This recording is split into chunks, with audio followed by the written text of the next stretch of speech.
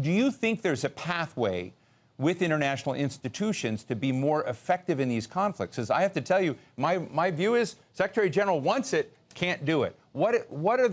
Is there a resolution besides just having constant paralysis in some of these, horrible bleeding ulcers in the world that involve real people's lives?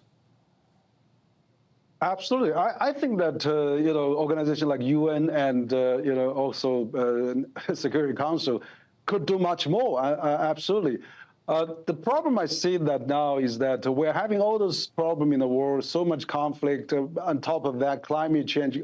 I saw Secretary Guterres was mentioned today, we should stop using all those fuel and gasoline advertisement and things like that. So there's more challenges facing. Even AI has become uncertain in many aspects. So I think the big power, major power, should really gather their act together and work together.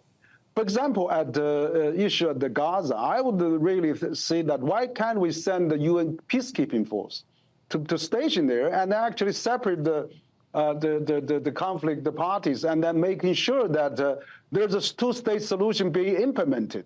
Because, so the fundamental challenge is that those big powers sometimes have different views. They actually have a conflict among themselves, the sanctions, trade wars, and all those things going on, so that they're difficult to reach consensus.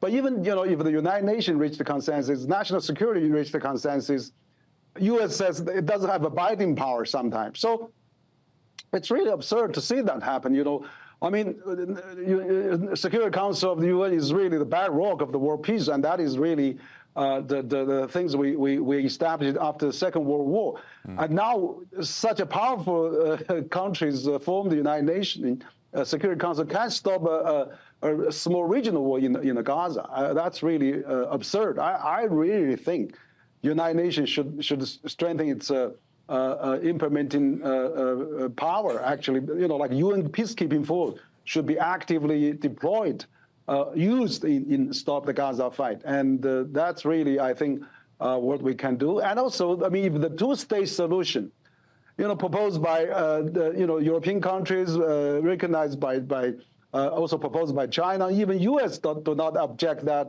President Biden also says two-state solution. Why can't we implement that? I mean, there's a consensus for two-state solutions, and let's do it. Let's get a resolution on that to do it. So this is really fundamentally we have to solve that problem. Otherwise, it's really incompetent.